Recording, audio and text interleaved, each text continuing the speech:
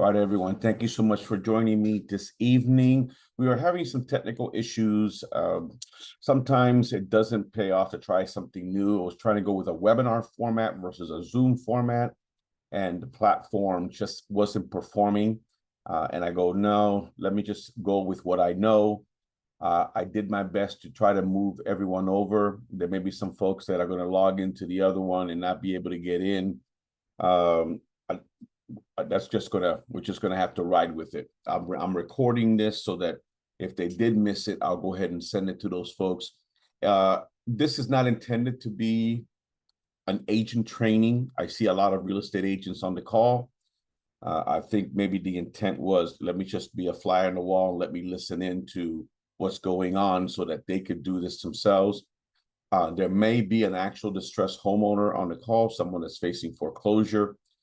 In that case, by all means, feel free to ask any questions in the chat or contact me directly afterward so that we can go ahead and try to get you some assistance.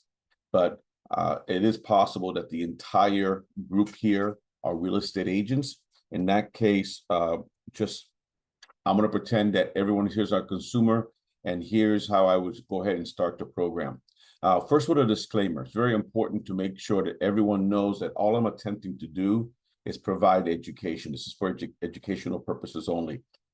I am not an attorney, so none of this should be considered legal advice, and I'm definitely not a tax professional, so I can't give you the advice on the financial side either.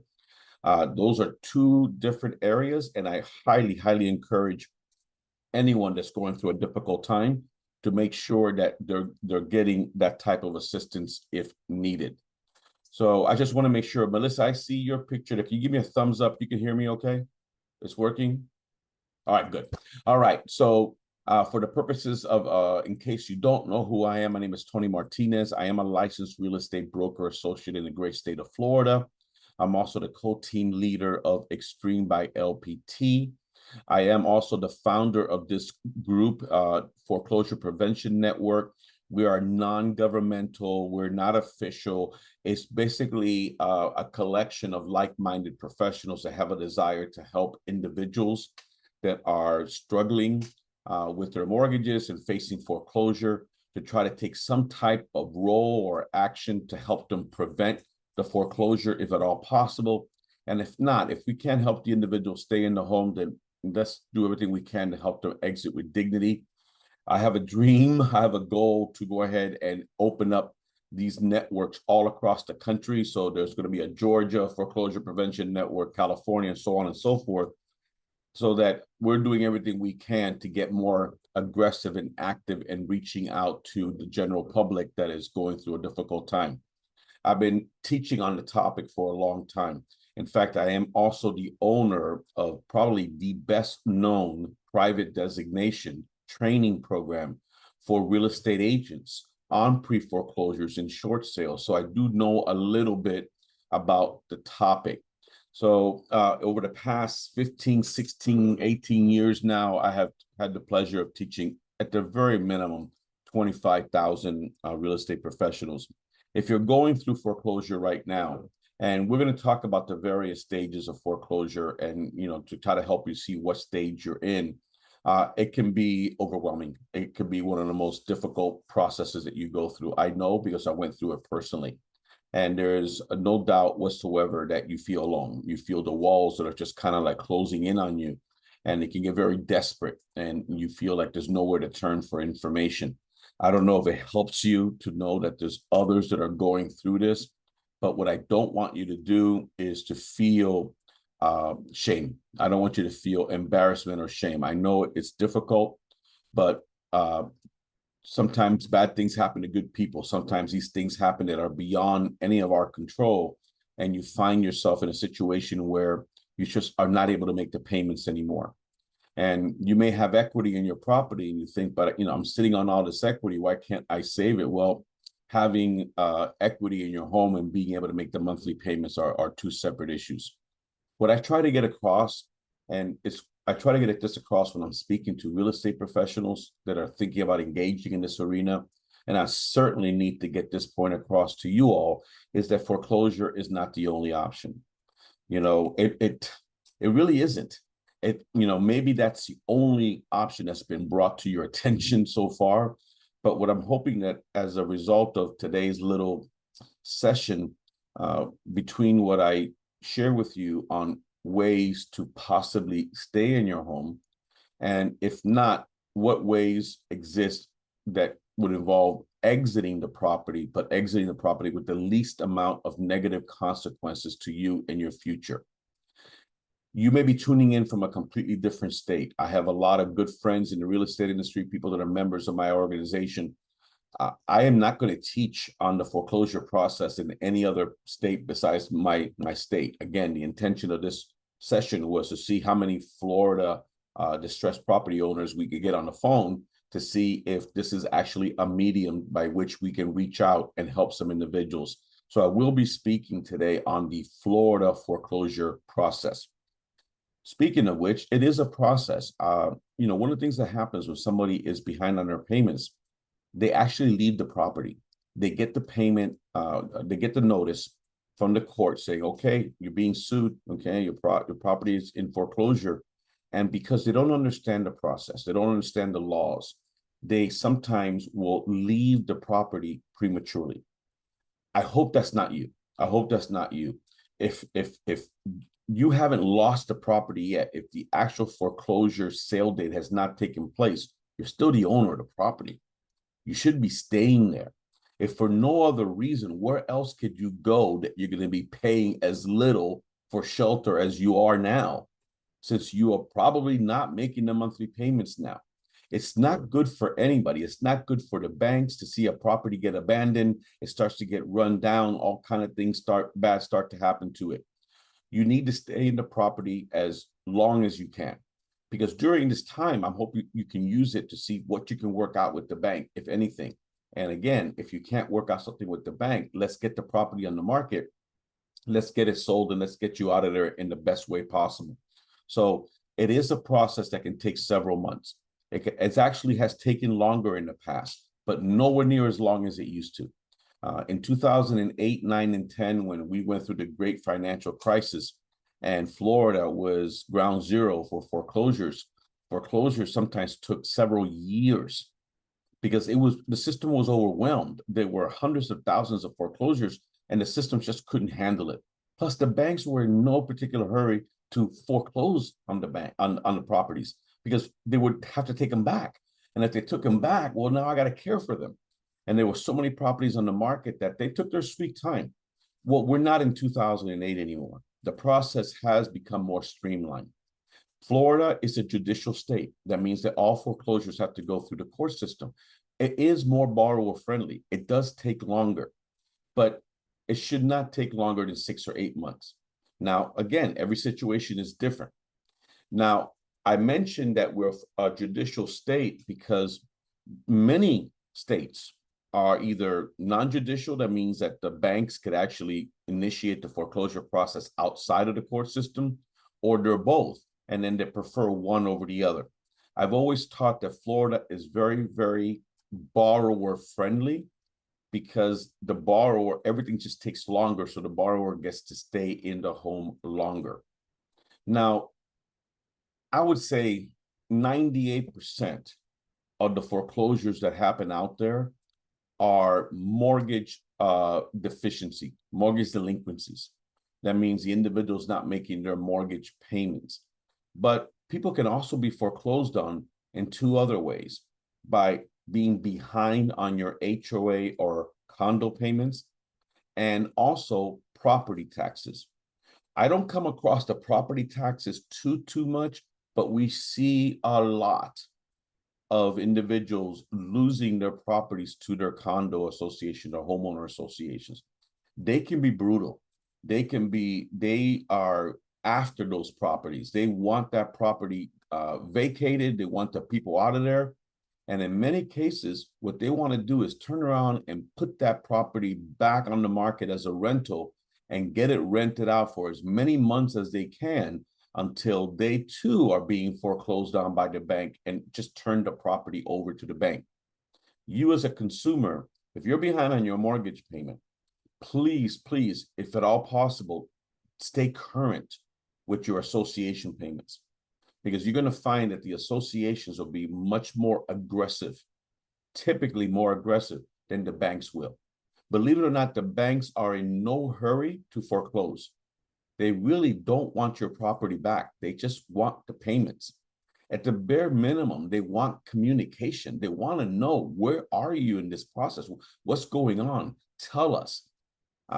You may be in this situation and the bank, your servicer has been sending you letters, they've been calling, and you just ignored every single one of those. I can understand why you did that, but it's the wrong thing to do. You're actually better off taking that phone call and responding and letting them know exactly what you're going through, to see what, if anything, that they can do to help you. But if nothing else, it can delay the foreclosure process, giving you more time to put your affairs in order. Hiding and avoiding is not the right strategy. Once again, if you're not behind on your HOA payments, don't get behind. If you're behind maybe 1 or 2 payments, do everything you can to get current. You don't want the association going after your property. It all begins when you missed your first payment. You know, your payments are due at the beginning of the month, and they give you about 30 days or so grace period. But once you get to day 31, you are now officially in default. You're not in foreclosure. That may or may never happen. If it does, it comes later. But you're officially in default now. What that means is, internally, that servicer, that bank, already all the bells and whistles and red, and lights are going off saying, warning, warning, danger, danger, someone's behind on their payments. They're going to send a letter immediately. They're going to make phone calls immediately. And that's when most people start to avoid those calls. Now, what typically happens is that in the old days, 2008, 9, and 10, and whatever, some states and some servicers were really, really quick on the draw to start the process. Well, you were 60 days late, boom, they started foreclosure on you. There's a law now that says they can't do that. And they have to wait, you're at least 120 days in default before they can initiate foreclosure action. Now, there's some exceptions to that, because that really applies to your mainstream mortgages, like your FHA, your VA, your conventional, your Fannie Mae back loans, your Freddie Mac back loans. If you have some small bank, or you have a private lender, or you have a hard money loan or something like that, all bets are off. They may not have any restriction on initiating the process. So usually from the time somebody misses their first payment, they have around another 4 months before the bank can initiate foreclosure. It doesn't mean they will. Once again, a lot of it depends upon communication.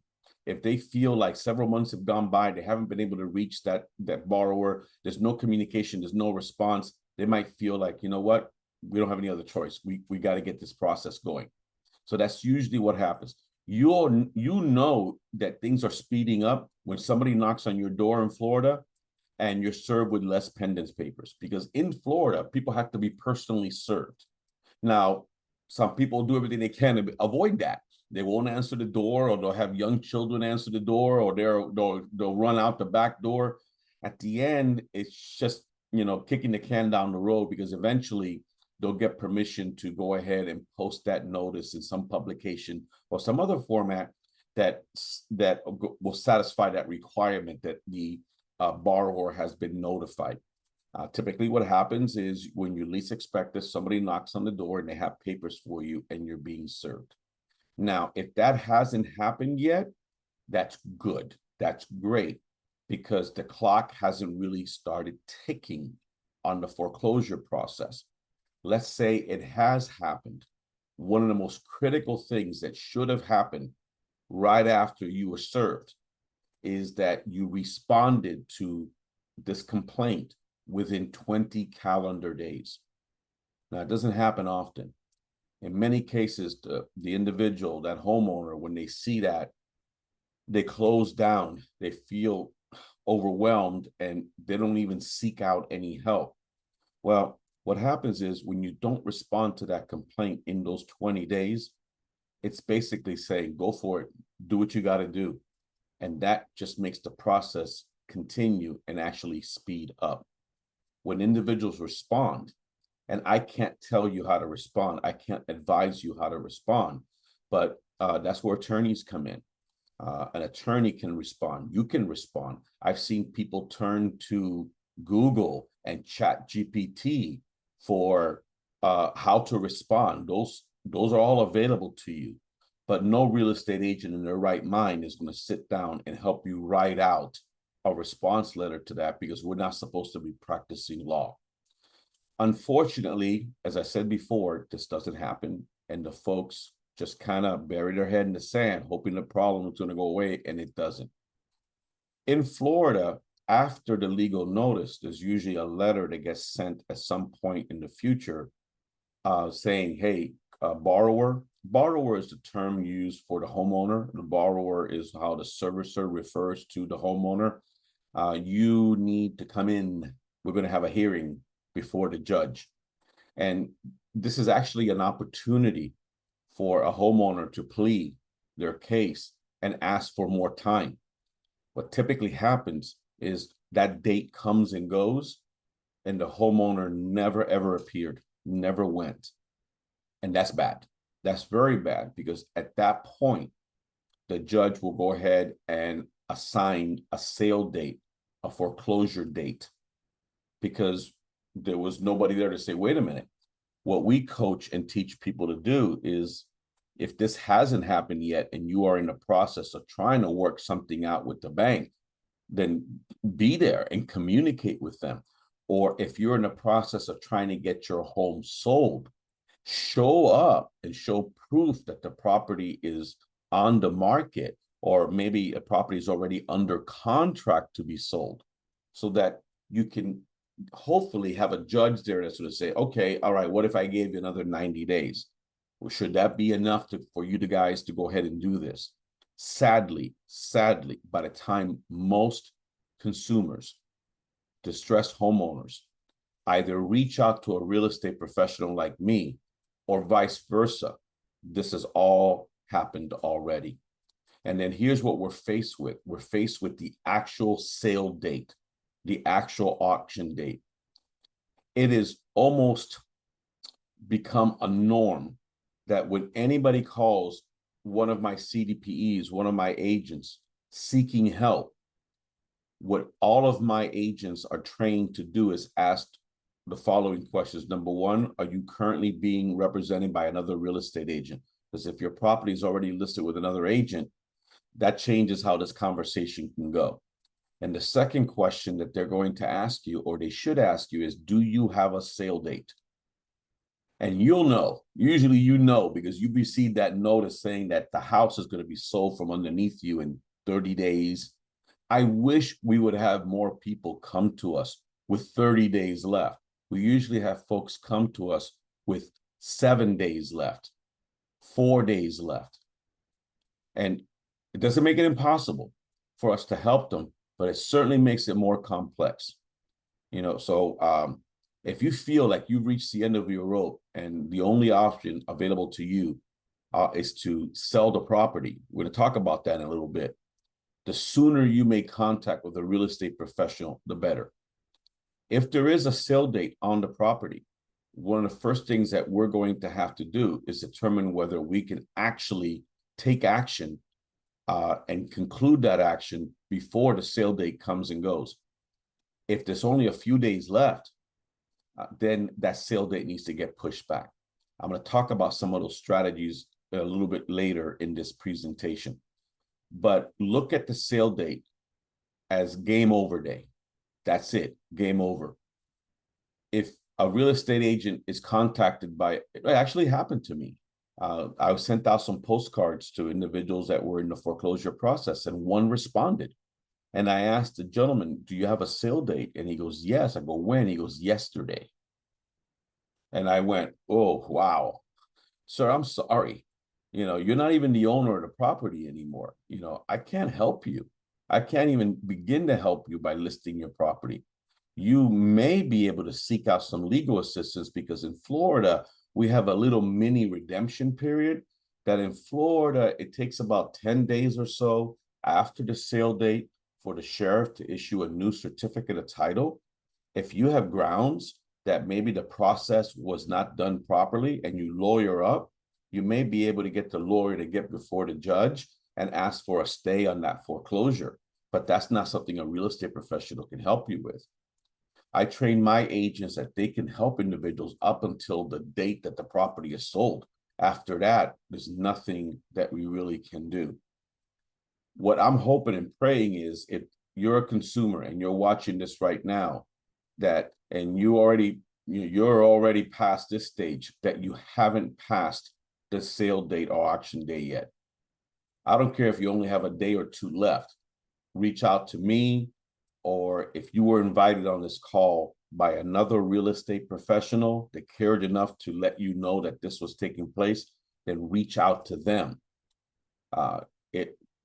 Hopefully they're among the elite group of folks that know what to do and can take some action to getting that sale date pushed back so that some steps can be taken. When I quoted you the timeline, that's by the book. Real world can be very different. There are some cases where it moves faster, and there's a lot of cases where it actually takes longer.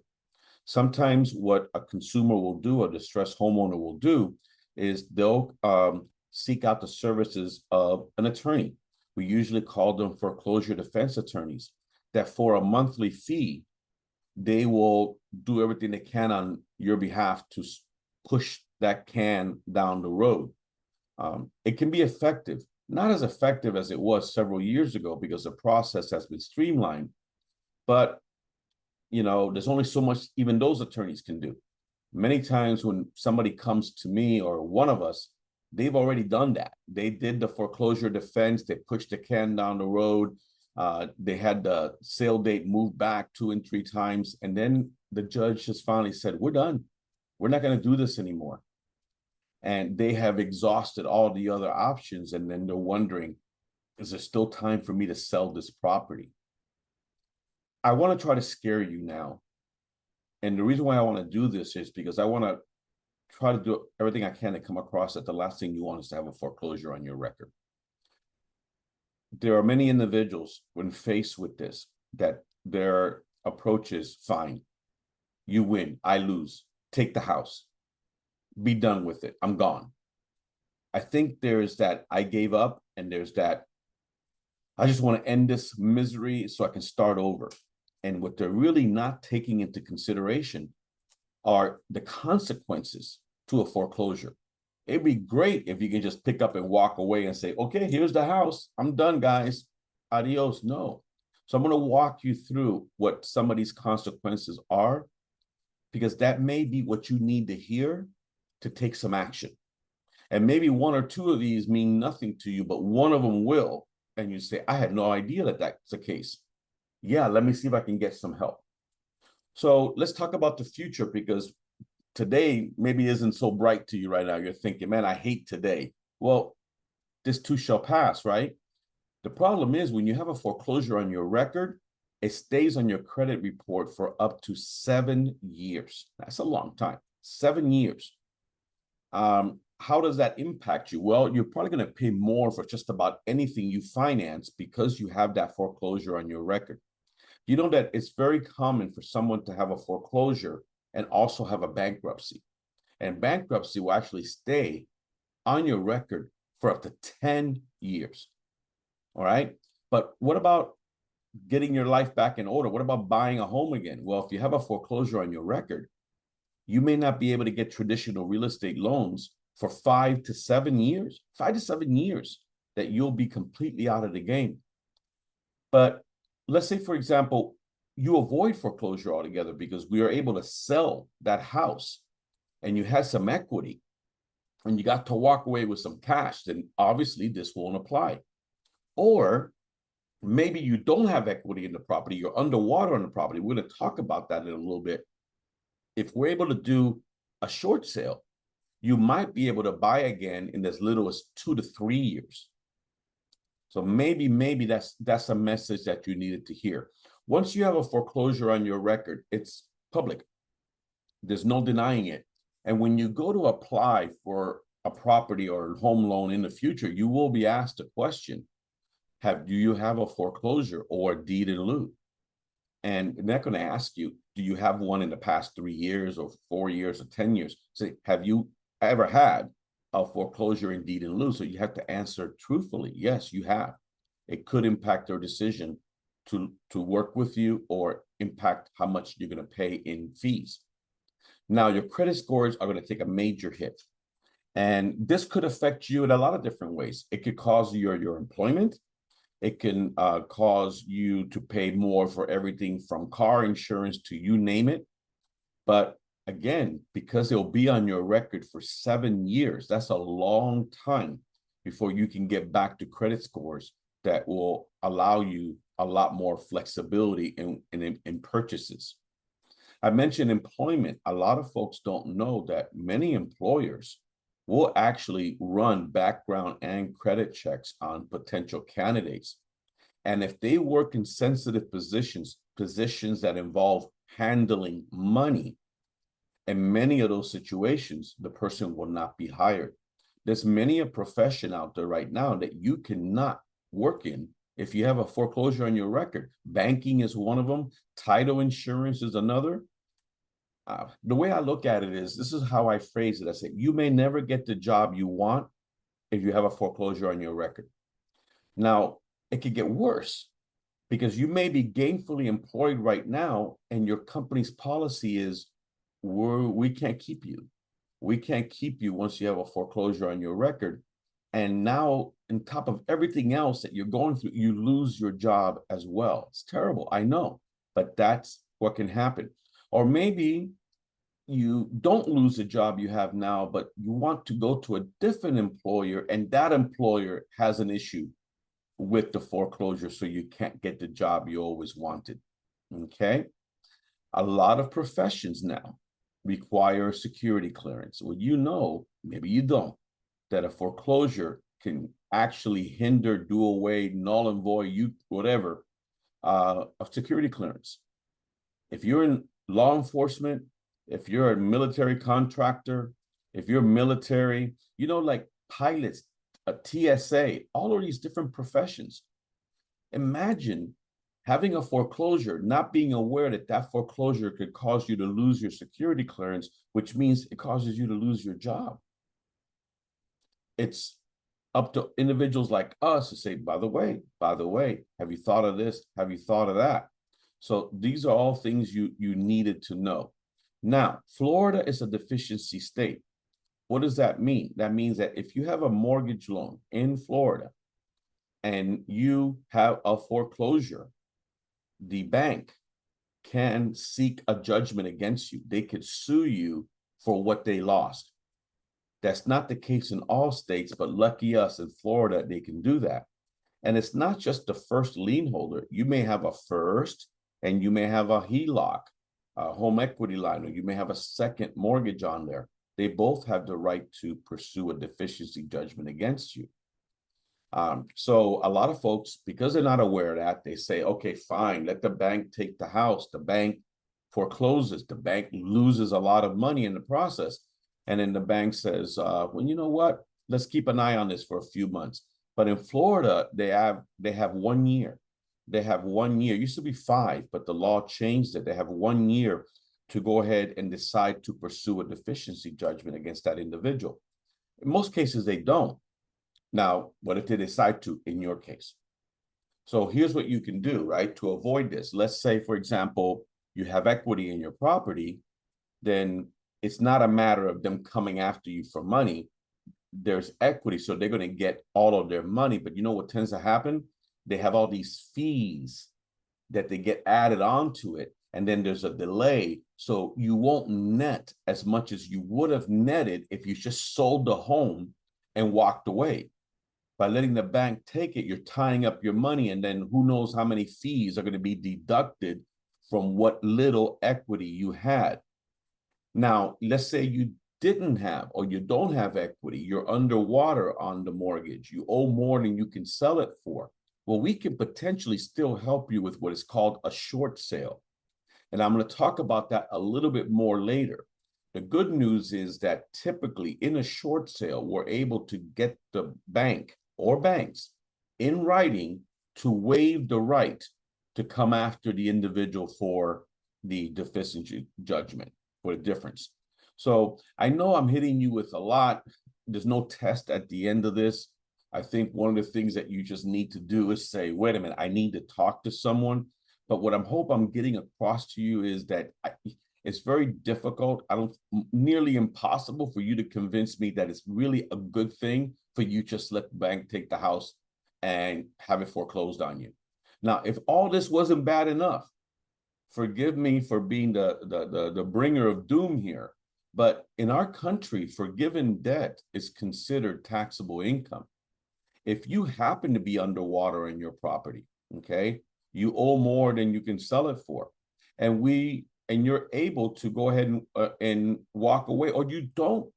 Let's just say you don't do a short sale. You just foreclose. The bank forecloses and the bank is underwater. The bank tries to sell the property later and can't get anywhere near enough. Then the bank decides to forgive you. They're not going to chase after you. They say, you know what, this person doesn't have any money. Why even bother? Well, that's good, right? They're not going after you. They forgave the difference. Yeah, but now the taxes come into play, because once you have forgiven debt in this country, it's considered income. So, wow, the bank loses $100,000.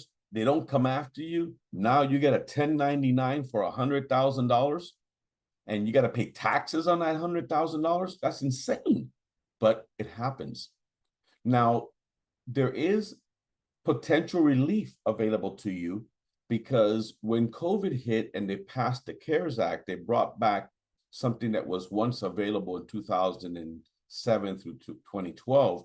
And now they have this thing called the Qualified Principal Residence Indebtedness Exclusion. Wow, QPRI. What does that mean? That means if you qualify, you may not have to pay taxes as much or any at all on that forgiven debt. So that's a good thing, right? Well, there's some restrictions, and I'm not here to read the law to you or teach you a class on this. I'm here to say, hold on a second. Don't forget you may owe taxes if the bank is forgiving debt. Speak with a tax professional and find out if you qualify for the QPRI.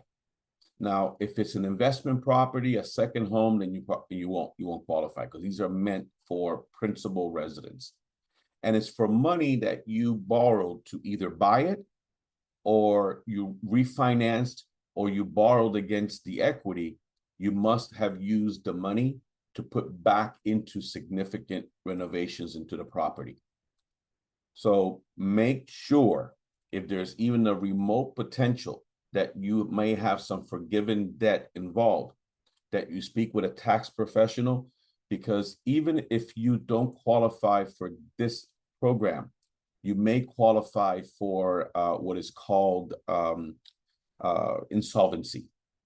And that's another loophole in the process. Someone that can prove that during that time frame, they were in a negative position when it came to assets versus debt, then you may not have to pay all of the taxes on that.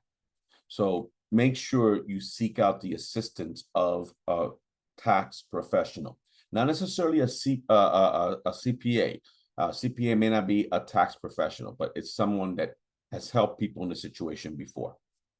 Now, let's say your goal is to try to keep the home. Of course it is. What options are potentially available to you? I'm going to go through the ones that we have. And unfortunately, with all my experience, many times, by the time someone has finally come to speak to a real estate agent, either these have already been exhausted, or it's too late to even attempt any of these. So let's see what happens in this scenario. Maybe it's still time for something like this to go ahead and help you. How many months behind are you? That's critical, because anybody can have a bad month. That's why the lenders, even if they could start the foreclosure process 31 days out, they won't. Why would they? Anybody can have a bad month or two. But you know what happens? the more months you're behind, the odds are completely against you. When you go from delinquency to seriously delinquent, when you go from 30 to 60 days late to 90 to 120 days late, the chances are that you will not recover. But this is a scenario that I'm going to share because what if, just what if it applies to you? What if you fall behind by 2 months, 3 months, because you lost your job, okay? And you just couldn't make those payments. Now, lo and behold, you go ahead and you find employment again, and you call the bank and you say, how much do I owe you? And the bank says, you owe us $6,000, whatever. Keep in mind, there are going to be some fees, late fees, whatever, penalties. Let's say you had that stashed. Let's say you have access to that 6,000. You got a friend or family member that's willing to loan it to you. You know, you can borrow against your 401k or IRA or something like that. Well, you know what? You're going to have a happy ending there because all you got to do is ask the bank for a payoff. And the bank says, okay, get us this amount by this date and you're golden. And that's what will happen, right? You get that money wired in by that date and you're completely caught up. Your loan is current now. You're in a golden position now. Just try to stay current going forward, right? So this is a situation that hardly ever happens. Sad, but true, hardly ever happens. Now, there's a deviation of this, a variation of this. What if it's very similar scenario? You owe $6,000 or $7,000 or $8,000, right? You lost your job and that's why you got behind. Now you got another job. Now you can make the payments going forward, but you don't have the luxury of having that money sitting there and you don't have a friend or family member that can just say, here, I got you. Well, you call the bank and see if they'll do a forbearance agreement with you. Now, forbearance has two different definitions. Back when the way I use forbearance is the way it was in 2008, 9, and 10. And that was basically you call the bank and you say, look, how much do I owe you? I owe you $8,000. Okay, but look, I think I can make the payments going forward. Can you work with me? Can I pay that $8,000 back over 2 or 3 years? And what they would do is most will go ahead and say, okay, well, let's have a conversation. Tell me what happened. Okay, now what's changed?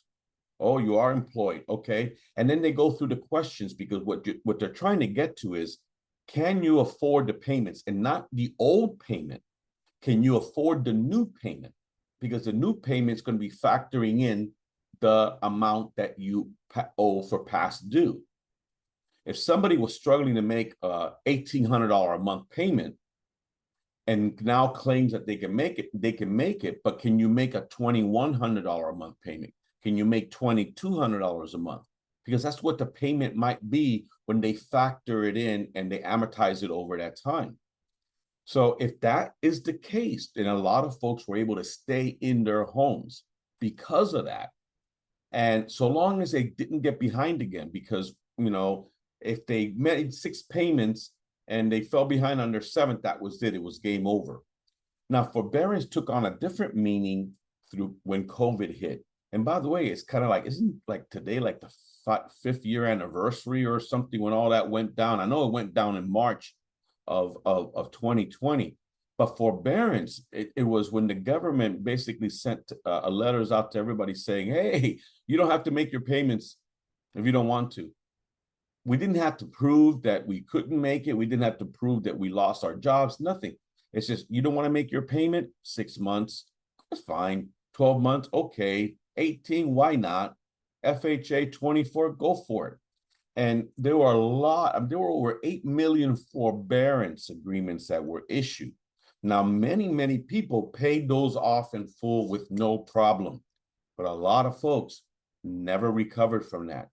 And what a lot of folks don't realize is, though, if you were in a forbearance arrangement, like with the bank, let's say you fell behind 6 months, 8 months, 12, whatever, and they said, oh, we got you. What they did is they created a new loan. They put that money either on the back of the old loan or you have a completely different loan. It's non-interest bearing and it's due and payable when you sell the home.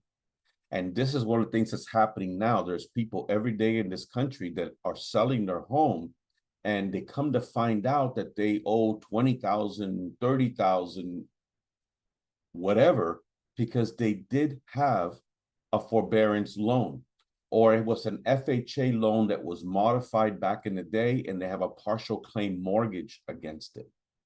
So it's very important to know exactly how much you owe. There's nothing that can beat making sure that some kind of a lien search is done, make sure that there are no surprises there, okay? Now, refinancing typically is not an option. Why? Because you are probably behind on your payments. You're probably behind on your payments by now, and once you're behind on your payments, good luck in finding a lender that's willing to refinance you. What if you're not employed? What if you have no income? How are you going to refinance the property already showing that you're not making the payments and not have any employment to make the payments going forward? It could be exceptionally difficult. Now, there are a couple of exceptions that some people have brought to my attention. There's, for example, an individual that maybe because their employer was required to give X amount of months of notice that they were going to be laid off or terminated, that they used that time to refinance their home while they could prove that they were still working and they had equity and they weren't behind on their payments. Yeah, but aside from that, the only other thing I can think of would be a reverse mortgage. If you're 62 or older, you have the potential to qualify if you have enough equity in the property for what is called a reverse mortgage. Now, I'm not here to give you a seminar on reverse mortgages, but they typically, again, I'm not a mortgage person, but let's say they're operating based on a 60% loan to value. What that means is if you're over 62 and you've been in a home for a long, long time, so you have some equity, you have a lot of equity in the property, but you're not able to work anymore, you can't make the payments and everything. Instead of losing the home to foreclosure, instead of selling it, see if you qualify for a reverse mortgage. Because a reverse mortgage, they don't factor in income or credit score. It's, do you qualify based on your age? And based on your age, how much loan to value the loan will be. I'm going to leave it at that. But it's something that I recently found out about, and I says, wow, no, this is not going to help somebody that's under 62 years old. It's not going to help anybody that has little to no equity in their property. But there are a lot of folks out there that are equity rich, but cannot make their monthly payments. And this might be the perfect solution for them. Good luck on a loan modification. You know, back in the day, the government put a lot of pressure on the banks to go ahead and work with everybody. And, you know, during COVID, this was done as well. All kinds of things were done during COVID to kind of push the can down the road. I'm already hearing some things, and you may be hearing some things on some of the tricks and things that were done to keep people in their homes. And unfortunately, these are all being uncovered now. Loan modifications are basically going to the bank and saying, can I have a do-over? Okay, I can't make that payment. Can you modify the loan so I can have a lower payment? Well, let's look at this. If you're the bank, would you loan you money if you had no job? If you had no income or enough income, it's going to be really tough, right? And see, that's what's happening is if you're unemployed, how can you go to a bank and say, modify my loan so you can give me a new payment that I won't be able to make in the future or even in the present because I'm not employed? That's what you're faced with. I'm not saying it's impossible. What I'm saying is it's nothing like it was before. Now, who would help you in this scenario? It better not be a real estate agent. It's usually some type of, I mean, you can contact the bank yourself. Nothing stops you from getting on the phone with the bank right now and saying, what can we work out? What can we do? Would I qualify for a loan modification? Usually once that's requested, they have to follow up. They have to initiate the process. It's kind of called like a waterfall. They want to make sure that everything has been tried to make sure, especially if it's an FHA loan, they must do that. But at the end of the day, if the person doesn't qualify, you know, what can you do, right? So in these kind of scenarios, let's say you did qualify, but you have a 3% mortgage payment or 3%, 4% mortgage, and they're willing to modify it for a 7% one. You see where I'm going with this? It's gone backwards now. Modifications don't make sense when your new interest rate is going to be significantly higher than the current interest rate you have right now. How would it benefit you to do a loan modification and end up with higher payments? So it's not something that I try to get people excited about. But all the agents, when I train them and I say, always, always ask, have you attempted the modification? Have you attempted this? But sadly, a lot of times, by the time folks come to us, they're so behind on their payments, they're not working, the income isn't there, the modification is not an option. Now, typically modifications do not reduce the principal. And see, what happened is in 2008 and 9 and 10, when the world came to an end, a lot of folks, they were looking at possibly doing a modification. And then they realized, wait a minute, do I really want this modification? I'm $200,000 underwater on this mortgage. Do I want to keep a house with this payment that's so significantly underwater? And a lot of people decided to walk away from that. You know, I think time has proven that they made a mistake. Ultimately, their mortgage payment was probably about the same, if not less than whatever rent payment they went to. And then if they had stuck it out, those same individuals that were significantly underwater in 2008, 9, and 10 have enjoyed outrageous appreciation in the years since, and they're pretty happy campers. So I hope that we don't get a repeat of that again. Bankruptcy. Again, I'm not an attorney. I'm not giving legal advice. Also, bankruptcy can keep me in the house? No. Bankruptcy can delay them kicking you out of the house. We use bankruptcy as a stalling tactic, but bankruptcy doesn't equate to a free house. There's different types of bankruptcies. There's Chapter 13, which is reorganization. There are some folks that through Chapter 13, if they can afford to make the payments, are able to stay in the property. Most people go with Chapter 7, which is total liquidation. And at that point, you will have to exit the property. Okay. Now, if you feel that you are a candidate for bankruptcy, then speak with an attorney. Here's what I have found. If somebody came to me right now and says, Tony, I'm behind on my mortgage, I'm in foreclosure. Should I file bankruptcy? And I would say, well, here's my non-attorney advice. I go, how much consumer debt do you have? And they say, well, you don't really have a lot of consumer debt. Okay, so your big issue is this mortgage payment you can't afford. Yeah. I go, well, why don't we do this? Why don't we try to get you out of that mortgage payment that you can't afford anymore? And that may be enough to put you back on your feet, and you never have to file for bankruptcy, so you don't have to live with the penalty of bankruptcy for 10 years. Now, if somebody came to me and said, Tony, help me, I can't make my mortgage payments. And I go, well, do you kind of consumer debt do you have? And they say, oh man, we've been borrowing against our credit cards like crazy, trying to make all these payments. So how much you owe? We owe $100,000 in credit card payment. I would say that that is a pretty good candidate for bankruptcy, but it may not be wise to do the bankruptcy before we get you out of the house. See, that involves a strategy session between attorney and real estate agent to see how do we best structure this. Okay.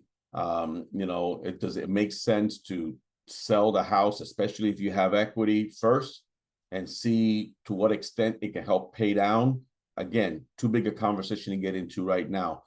The way pre-foreclosure experts like myself utilize bankruptcy a lot is to stop the sale date.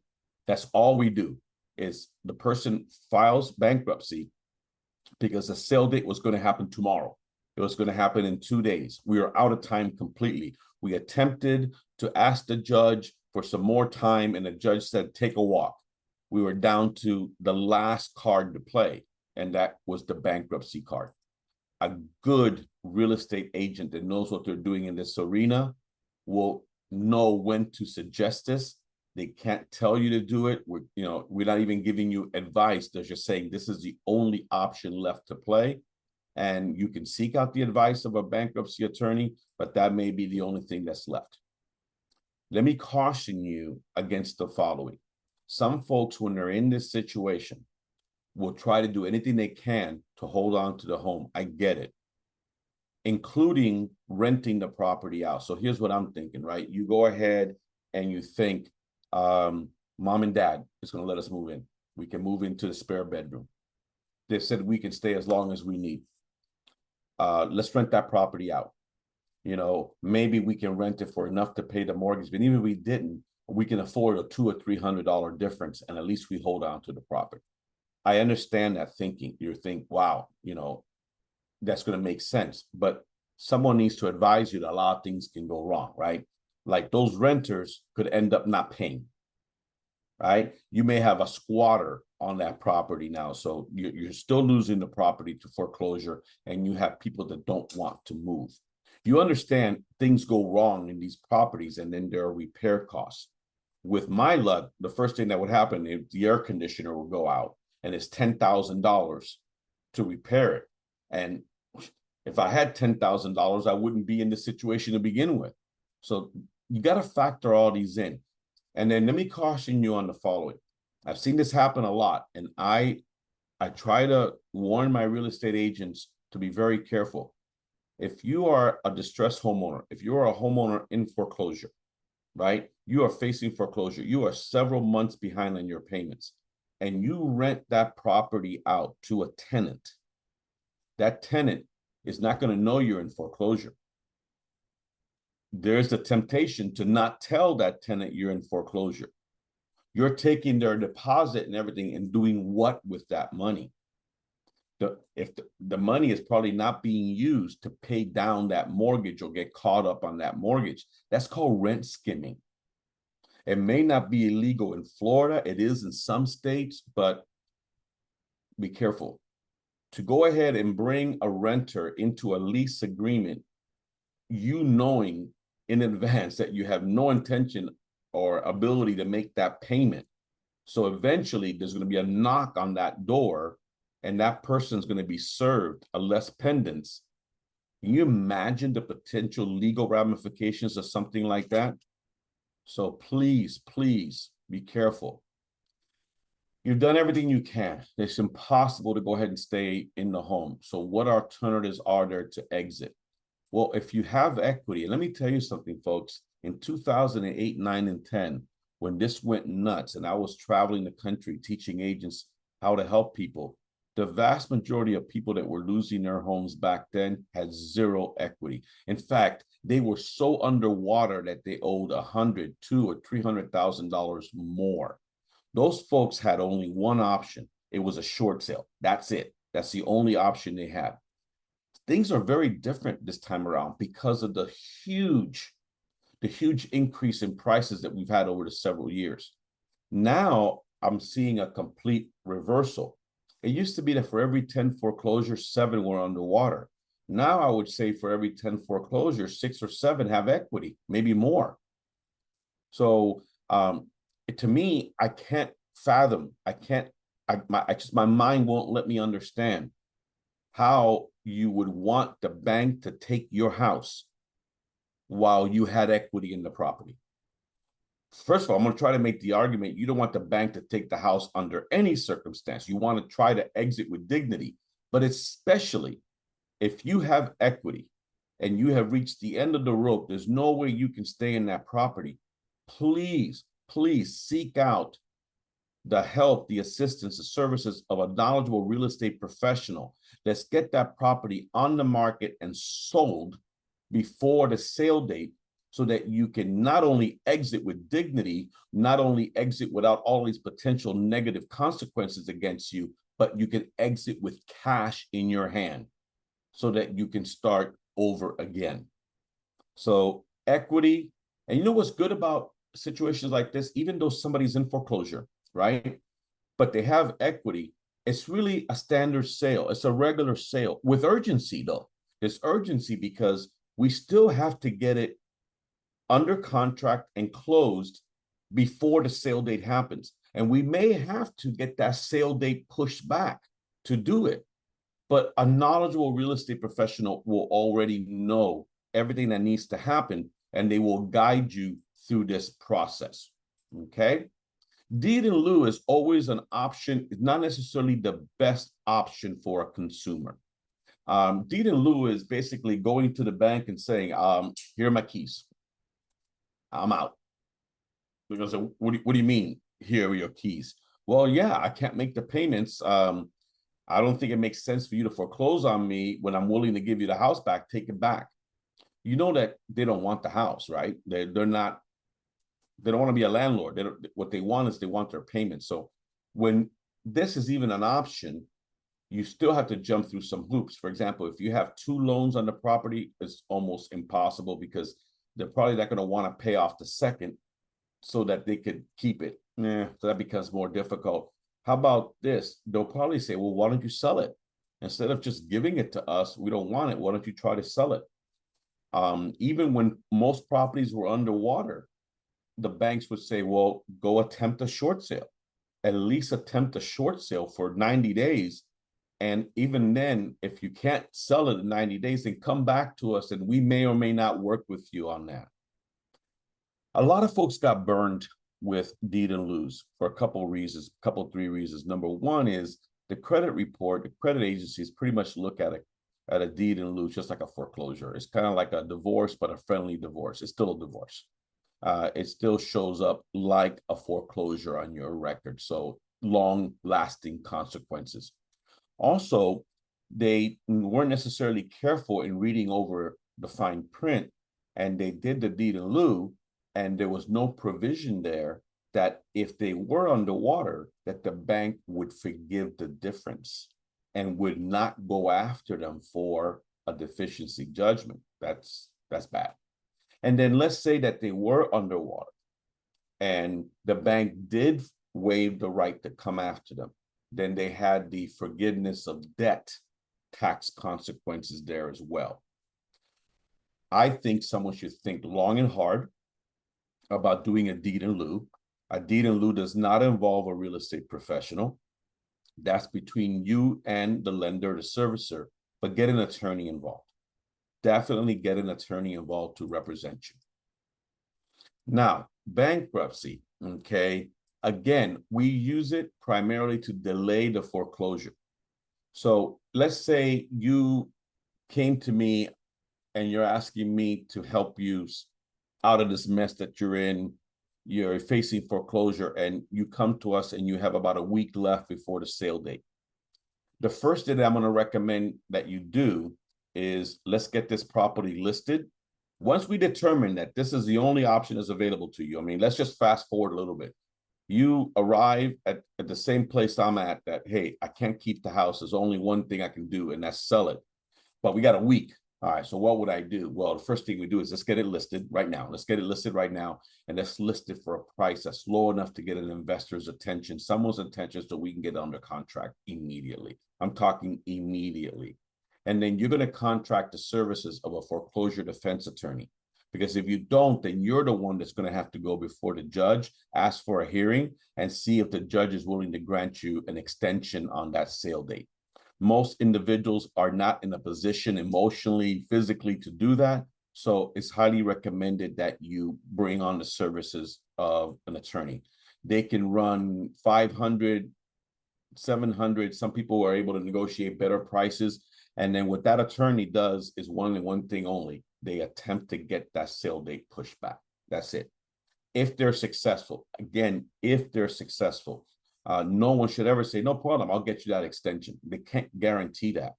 And one of the things that impacts that is if the individual, the homeowner, has had several or multiple extensions before, that can really impact the judge's decision to say, I'm not doing this again. We've done this 3 times already. Enough, right? It helps significantly when the attorney is able to walk in now Zoom and say, hey, listen, we even have a contract on this property. We're just asking for enough time to see this process through. So this is what we do. This is what I teach people to do. This is what you need to do. And then everything hinges on getting that sale date pushed back. If the attorney is able to do it, great. Now we move forward. We move forward with a regular sale, or we move forward with a short sale. But if they're not successful, if the judge says no, then we're right back where we started again, and that is only one card left to play, and that is the bankruptcy card.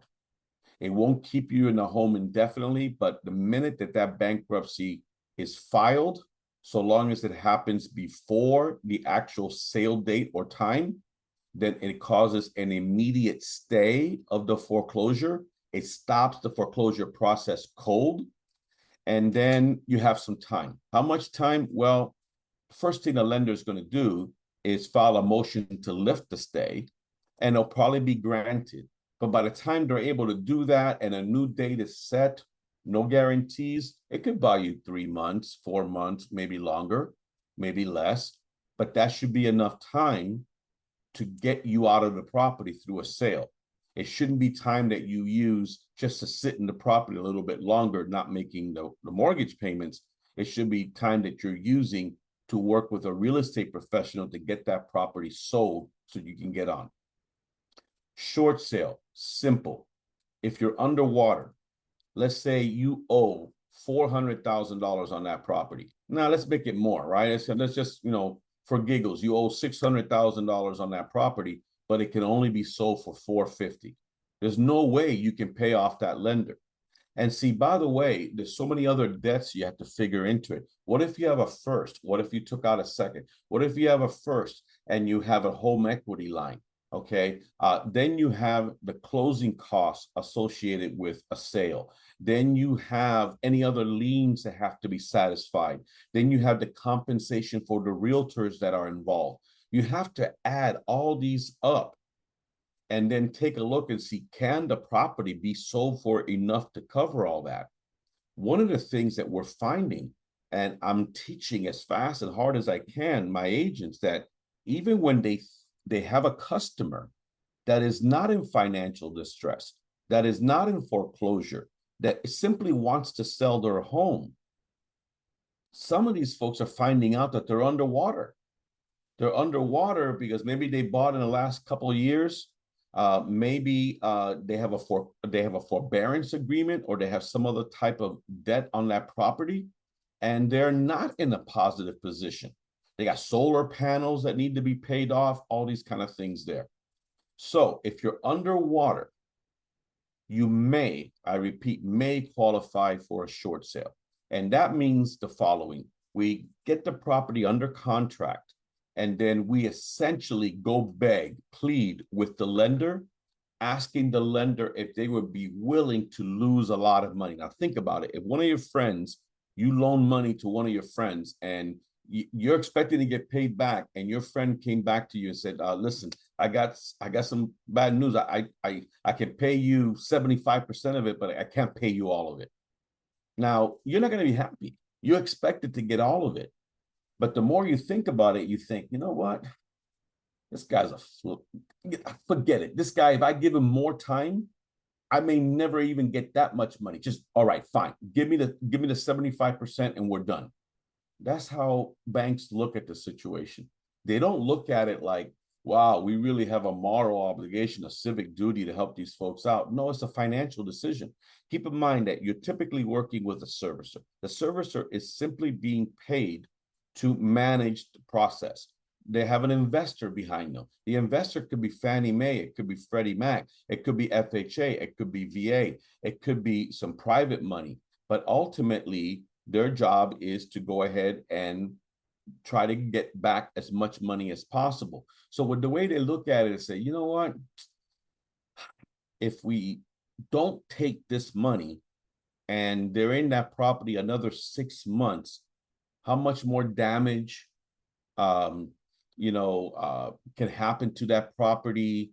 How many maybe the maintenance, the grass isn't being cut, so there's There's fines in the pool. If it's a winter state, you got winterizing and dewinterizing. You got all these things.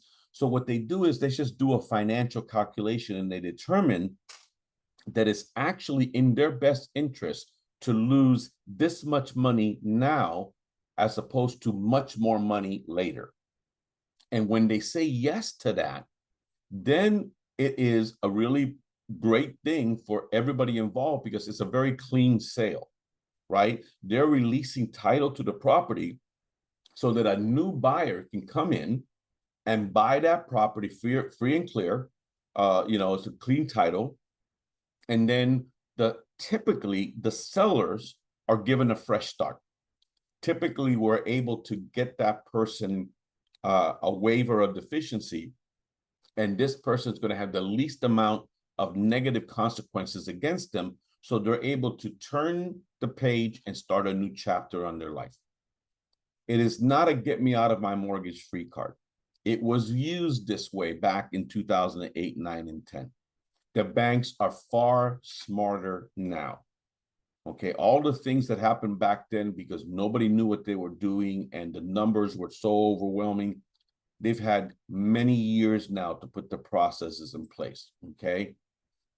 A short sale is supposedly for those who meet all of the qualifications, okay? Be careful for strategic default. Strategic default happened a lot in the old days. Somebody could make the payments. They could make them. They saw the property values drop so much that they said, why would we keep making payments on a property that's $300,000 underwater? And then they deliberately stopped making their payments so they can work out some kind of a short sale with the bank. That's a no-no, okay? If you're underwater, if you're facing foreclosure, you need to get with a knowledgeable real estate professional, preferably a CDPE, someone that's gone through my training, a certified distressed property expert, and see if you meet the 3 qualifications. Number 1, is there a hardship involved? Meaning that some type of material change has taken place from the time you took out the mortgage until today that prevents you from continuing to make those mortgage payments. That is essential. And it's usually the usual suspects, right? The number 1 reason typically is that someone either loses their job or has a reduction in income. The other reason why it happens for a lot of folks is that they have an increase in their living expenses. Here in Florida, we go through a lot of different things. In the old days, a lot of folks had adjustable rate mortgages, right? So when those mortgages reset and those payments took off, that's what drove them into foreclosure, and they weren't able to refinance because there was no equity in the property. Well, there are still adjustable rate mortgages out there, and there's more out there than you probably know because they started becoming popular again when interest rates started going up. But what is happening all day long here and everywhere is that association payments are going up significantly, right? You see these assessments, especially in the condo market. We're going to see a huge flood of foreclosures in the condo market because people cannot afford to make the association payments or take on these assessments that they're doing. What's happening with property taxes? Property taxes have skyrocketed, so people can't afford that. And then there's the insurance, right? Unbelievable. So when you have so many Americans that are living paycheck to paycheck to begin with, and then they see their insurance, their HOA, their property taxes, their electricity, their gas, all of these food, it's just driven too many people, or it's driving more and more people to the point where they just can't afford to stay in their properties. People get sick. People unfortunately die. Businesses close. Some mortgage payments do reset. There's people that bought mortgages with a buy down method, 3-2-1 buy down, and those are going to reset, and they're going to see their mortgage payments go up, and they might find themselves in trouble. So what happens is we are going to the bank with proof We need full disclosure, full documentation, a letter written by the homeowner saying, this is the situation that we're in. Will you please take less than what is owed so that we can get on and on with, get out and get on with our lives? Second thing is you should have what is called a monthly income shortfall. That means that more money should be going out every month than coming in. Because it's very difficult to make the argument with the bank that you cannot afford that mortgage payment if more than enough money is coming in, right? So the ideal candidate, they lost their job or they have a significant increase in expenses so that not enough money is coming in to pay off. And then you also have to see where this money is going. Let's say, for example, you can't make your payments because you are spending a lot of money on college tuition, or you're spending a lot of money because your children play a lot of sports and all that. Those are not legitimate reasons in the eyes of the bank as to why you cannot be current on your mortgage payments. So these are the situations that you come up. But you have to be very transparent. You have to be willing to provide any and all documentation that is needed in order to try to get the bank to work with you. Last but not least, insolvency is just a fancy word for broke. You know, I'm not being, you know, making light of this, but it's a lot more difficult to get the bank to agree to losing money when the homeowner has a lot of money themselves. Think about it. They don't usually care if you have a few $1,000s in a savings account or checking account, because they know you got to live, and they know that eventually you got to move out and you got to put first, last, and security. They are going to pay attention when you have several tens of thousands of dollars in an account, because they're going to wonder, why aren't you using that money to get current on your mortgage? Folks out there have IRAs and 401ks, and you're thinking, my God, are they going to come after that money? Well, they can't. They can't seize those funds. But if you're going to a bank and you're asking them to lose $100,000, $150,000 in a short sale, and they see that you have $400,000 sitting in an IRA or 401k, that may cause them to pause and say, hold on a second here. You have access to money. Why don't you take that money out and pay us? We might be able to negotiate past that, but we may not be able to bypass their demands to have some type of a contribution made by the sellers. So it doesn't happen often, but we always have to say the following. Look, if you're less than an ideal candidate for a short sale, if you do have significant assets, we have to be prepared for the possibility, not probability, the possibility that the bank can say, tell you what, I'll work with you, but I need you to put some skin in the game as well.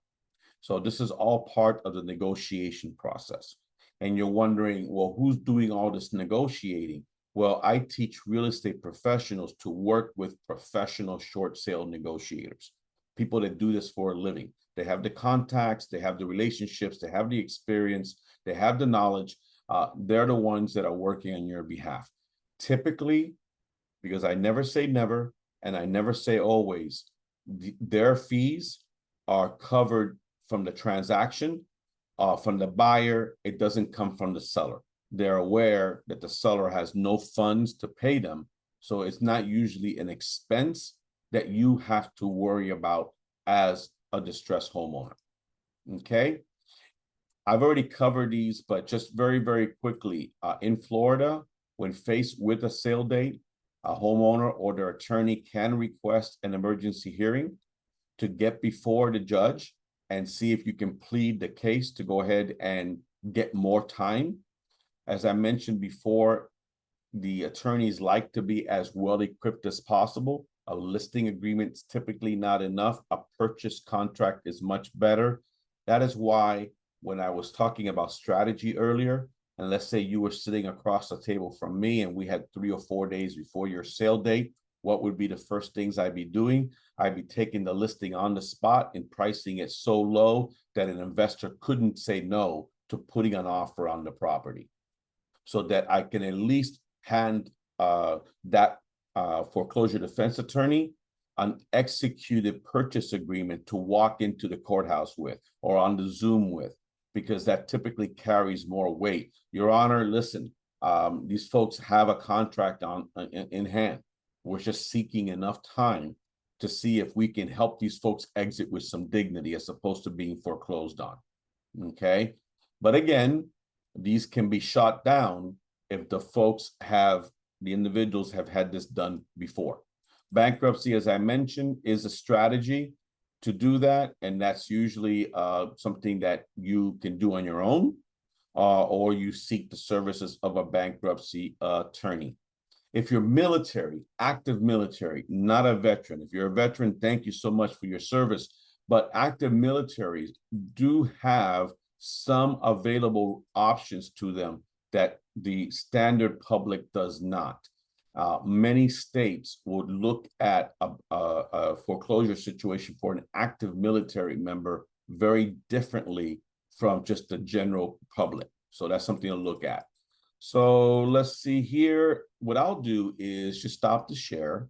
And let me see, we still have 7 folks here. Again, probably most realtors and all that. So let's do this. If you're a realtor, don't ask any questions. This class wasn't for you anyway. So don't take it the wrong way, but you have many other options that are available to you to get those answers. If you are a homeowner in distress and you feel comfortable typing in the question in the chat area, we can address it. If you don't, then you can reach out to me directly. Or let's look at it this way. I'm not trying to get in with any relationship you have with a real estate agent, okay? If another real estate agent invited you to be on here and what I'm saying makes sense and you like to find out more, please contact that real estate professional directly. If you found out about this because I put it on Facebook, I put it in different places, and you want to speak to me or someone on my team directly, then what I'll do is I'm going to put my cell phone number here in the chat, okay? And then contact me. If you're a real estate agent, don't contact me. No disrespect, but the only thing we got to talk about is, oh, Tony, I want to join your company. How soon can I come over? Aside from that, if you're a real estate agent and you want to be trained in this arena, by all means, that's a different conversation. We can get you involved with my training and everything else. I just want to make sure that if there is even just one consumer on this call that's going through this difficult time right now, that you do everything possible to avoid that foreclosure. I hope that this helped you in some way, maybe gave you some insights on what you can do. I am a firm believer that foreclosure is not the only option. You are the owner of that property up until the date of the sale. Talk to a skilled real estate professional.